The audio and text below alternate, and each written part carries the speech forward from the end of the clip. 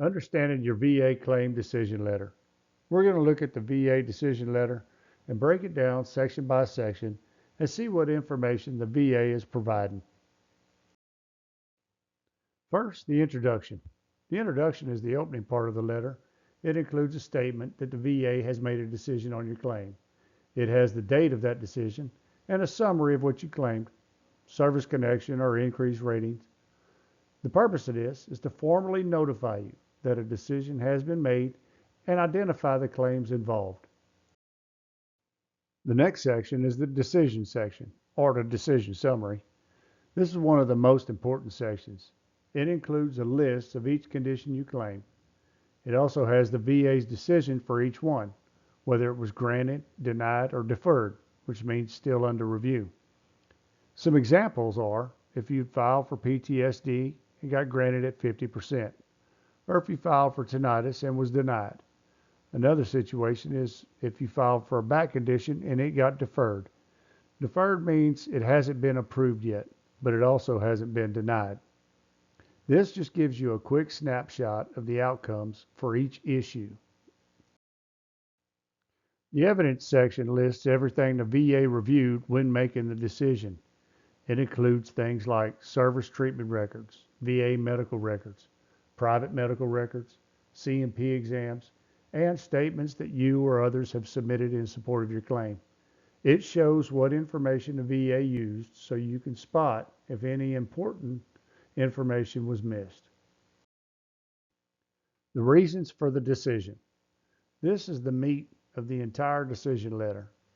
This is the most detailed and often the longest section. It's also the section of the decision letter most overlooked.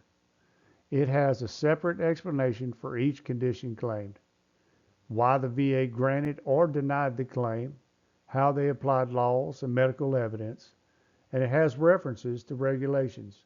That's the 38 CFR. This explains the logic behind the decision. If you plan to appeal, this is the section you'll analyze most closely. Service connection. This is the section that's probably the most looked at. It lists any condition that was granted. It gives the disability rating, the effective date, whether it's direct service connection or secondary, and sometimes it has the diagnostic codes for the rating. This tells you how much compensation you'll receive and from what date. There's also favorable findings. These findings support your claim. They confirm diagnosis or they prove that the event is an in-service event. These are important for the appeals process. These findings are generally binding in future reviews. Another favorite section to look at is the payment information. This section explains your benefits, what your monthly payment amount will be, the effective date of the payments, and if there's any back pay. It shows what you'll be paid and when. There's also a page on how to appeal.